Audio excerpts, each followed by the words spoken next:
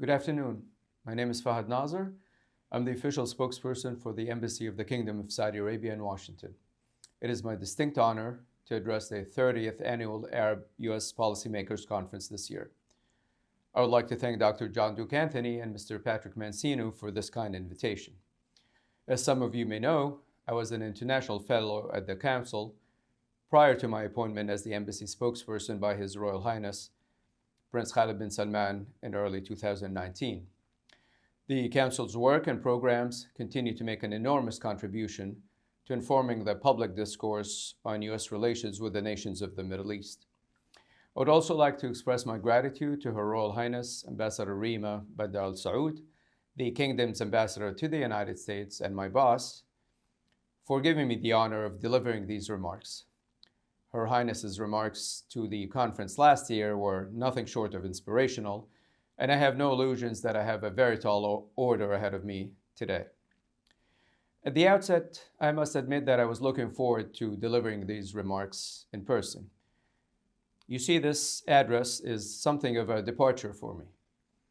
While I am speaking in my official capacity as the embassy spokesperson, I am also speaking as a proud Saudi. As someone who is privileged to not only speak on the kingdom's behalf and about its policies that have promoted peace, stability, and prosperity in the region and beyond, but I am also speaking as somebody who spends much of my day speaking with Americans from all walks of life: journalists, scholars, former senior officials, business leaders, and students. I speak to them about the amazing transformation that is currently underway in Saudi Arabia. The transformation that I'm referring to is what we call Vision 2030. The vision is a broad package of economic and social reforms that was unveiled by His Royal Highness Crown Prince Mohammed bin Salman back in 2016. And its main objectives is to empower citizens, to invest in the future, and to create a diverse, prosperous, and sustainable economy, all while improving the quality of life for Saudi citizens and residents alike. Broadly speaking, the vision's three main objectives are the creation of a vibrant society, a thriving economy, and an ambitious nation. While it is true that one of the main objectives of the vision is to reduce the kingdom's economy's dependence on oil revenues by empowering the private sector to become the engine of the economy, it is also true that the vision has put the development of a number of sectors like mining, renewable energy, information technology, tourism, and entertainment at the center of this transformation. After all, the development model that worked very well for us back in 1970, when our population was just a little over 5 million people, is simply not viable today, now that our population has just crossed 35 million. But the vision is much more than a set of economic and social reforms. The vision is a comprehensive development plan that is redefining what it means to be a Saudi. It is redefining who we are as a people and recasting our role in the Middle East, the Islamic world, and the broader international community. The vision has ushered in a new era in Saudi Arabia, an era where ingenuity, innovation, and hard work are embraced and encouraged. It is an era where efficiency, transparency, and accountability have become the norm, and where each and every Saudi citizen understands that just as the government has responsibilities, each citizen also has obligations to his and her country. It is an era where young women and men can quickly advance to senior positions in both the private and the public sector if they demonstrate their competence and capability. Unlike countries that are experiencing what is called as brain drain, as some of their citizens look elsewhere for career and business opportunities, Saudi Arabia is retaining the overwhelming majority of its brightest, most promising youth. It is in fact attracting talented young men and women, as well as seasoned professionals from all over the world who realize the tremendous opportunities for professional and personal growth that currently exist in the kingdom, what some people call brain gain. Because of Vision 2030, Saudis of both genders feel and are acting like stakeholders who are not only moving this exciting stage of our development forward, but who are also competing with their peers around the world in an increasingly interconnected global economy. Not only that, but with this new mindset, being Saudi also means not standing on the sidelines. It means being proactive. It means playing a leadership role wherever possible. It also means that wherever you are, there's an opportunity, or better yet, an expectation to do some good, to improve the human condition. This new mindset is on display everywhere in the kingdom. We see it every day, but it is also seen every day abroad. For instance, we witnessed it last year when hundreds of Saudi doctors who were completing their residency in some 40 countries around the world decided to extend their stay so that they could assist their host countries as they confronted the COVID-19 pandemic. Vision 2030's whole of society approach has made us a more hopeful, a more positive, a more engaged, and a better informed people who are more connected to the rest of the world. We Saudis are proud of our history. We are proud of our culture. We are proud of our heritage, but we can also hardly contain our excitement as we think about the prospects for the future. The vision in many ways reflects the diverse wealth and potential for the kingdom, which sits at the crossroads of 3 continents, and which also serves as a cornerstone of stability and opportunity both for our citizens and partners around the world. It is also a reflection of the kingdom's status as the home of the 2 holy mosques and the heart of both the Arab and the Muslim worlds. The vision has opened up Saudi Arabia to the world, and in many ways has opened up the world to Saudi Arabia.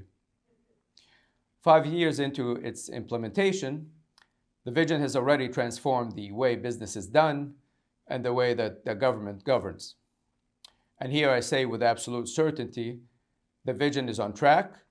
In fact, in certain aspects, it is ahead of schedule. We will continue to evaluate and adjust its various elements, but we are moving forward full speed ahead. We're moving forward because we live in a different and ever-changing world and face a new set of challenges, many of which are global in nature. We have set the development of our human capital, which we consider to be our greatest asset, as our main priority. That is why we are investing many of our resources into our education and healthcare sectors. We have fully embraced the fact that we are part of a global and interdependent community. We have also come to realize that many nations in the world, and certainly in the Middle East and the Islamic world, have come to expect Saudi Arabia to lead not just the region, but in certain instances, to lead globally in addressing some of the more difficult challenges facing the global economy. In many ways, we have embraced this leadership role. For instance, for decades, Saudi Arabia has been a leader in ensuring that international energy markets are stable and balanced. Our energy policies take into account the interests of oil producers, oil importers, as well as investors. And we will continue to consult with our partners, both energy producers and importers, to make sure that energy markets are balanced and stable over the long term. When the world faced its greatest public health challenge in decades in the form of the COVID-19 pandemic last year, Saudi Arabia led by focusing the international community's energy and resources on the pandemic. As president of the G20 group last year, our leadership convened the first ever virtual summit back in March, just as the pandemic was casting its long shadow on the public health and the international economy. The G20 summits and the economic support that Saudi Arabia pledged to the international effort to develop diagnostics, treatments, and vaccines were critical steps towards the progress that the international community has made in recent months. Saudi Arabia is no doubt blessed to be the birthplace of Islam and the location of its 2 holy sites in Mecca and Medina. Over the decades, we have spared no cost or effort to make the Hajj and the Umrah as safe and as secure as possible. Muslims will always be welcome to Mecca and Medina. We realize because of them, we occupy a special status in the Muslim world. And because of that, we are uniquely positioned to play a leadership role in the greater Islamic world. We are leading the way in restoring the essence of Islam. a religion of compassion, moderation, and peace. That is why we are proud of having played a role in convening the largest ever gathering of Muslim scholars back in 2019 in Mecca. It was a gathering that led to what is called as the Mecca Declaration. The declaration embraced the diversity of the Muslim community and stressed the importance of peaceful coexistence with followers of other faiths. It is also why we have welcomed leaders of other faiths to Saudi Arabia, and it is why our leaders have met with leaders of other faiths when they traveled overseas. It is because of our unique status in the Islamic world that terrorist groups like Al-Qaeda and ISIS have targeted our leadership, our security personnel, our energy installations, and even our holiest sites in Mecca and Medina. You see, they know that when our leaders call their brutality, hypocrisy, and ignorance antithetical to the teachings of true Islam, Muslims around the world take note. Saudi Arabia has used every tool at its disposal to target the men, the money, and the mindset that has allowed terrorist groups in the past to threaten communities around the world and even entire nations. We will continue to fight terror groups and extremism in all its forms until the scourge of terrorism is no more. More recently, Saudi Arabia has even taken the lead on addressing the impact of climate change and environmental degradation on the region. The kingdom and the region no doubt face significant climate challenges. They include desertification, dust storms, air pollution, in addition to endemic water scarcity. The kingdom believes that by harnessing the power of science, technology, and innovation, we can solve many of these challenges, most of which are global in nature. That is why we outlined what we are calling the Saudi Green Initiative and the Middle East Green Initiative at an international conference that was held in Riyadh last month. We convened leaders from around the region and around the world to coordinate efforts to protect the environment and to counter climate change. We presented a roadmap for the region to reduce carbon emissions by more than 10% of global commitments.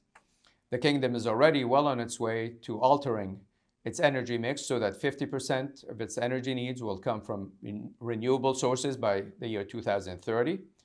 Saudi Arabia is investing heavily in the development of clean energy, especially solar and wind. In fact, we are also leading in the development of a new source of clean energy called blue and green hydrogen.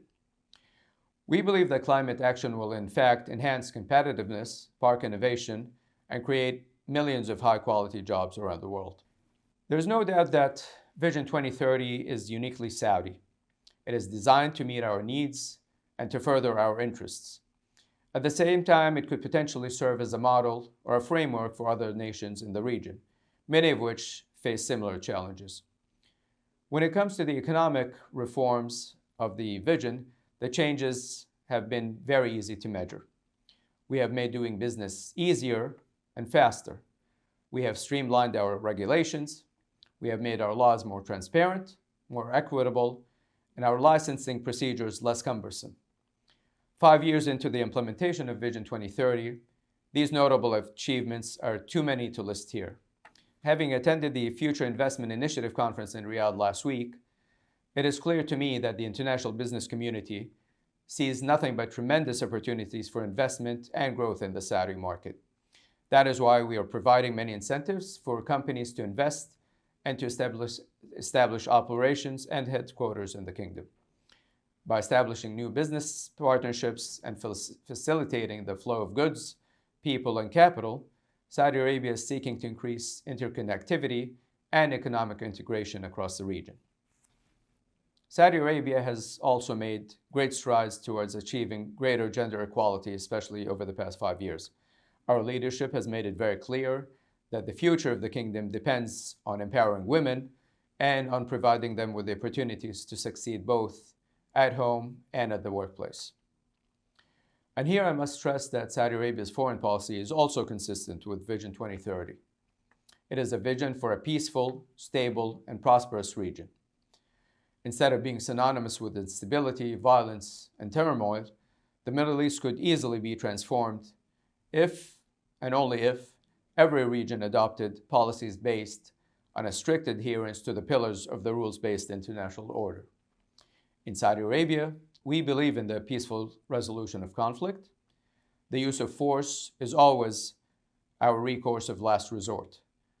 However, make no mistake, Saudi Arabia will defend its people and our land if they come under threat. Across the region and around the world, we support internationally recognized state institutions.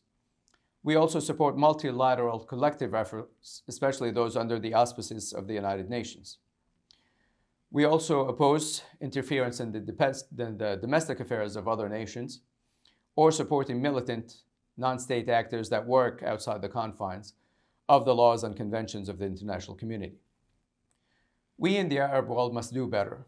We can do better, and in Saudi Arabia, we are certainly on a better path and aiming for a brighter future. Over the past few months, I have been privileged to accompany a number of delegations from the United States to the Kingdom. Some of them have included former senior officials or think tankers, while others have included business leaders. Many of the visitors have told me that the visits to the Kingdom have been inspiring, incredibly enriching, and even life-changing. We continue to shatter stereotypes every day in the Kingdom. We shatter stereotypes about women, who are now leaders in every sector of the economy. We're shattering stereotypes when it comes to energy production. Saudi Arabia is not just an oil exporter anymore, we are an energy producer. We're also shattering stereotypes about the Middle East, a region that has unfortunately been dismissed by many as mired in centuries-old conflicts for far too long. Saudi Arabia, as I said, is opening to the world. In 2019, we started issuing tourist visas. You can apply for one online very easily. The process literally takes minutes. If you have a chance, come visit Saudi Arabia. Talk to our young Saudi women and men. Learn about our initiatives and reforms. Come and see our sites, taste our food, listen to our music, and judge for yourself. Thank you for your time.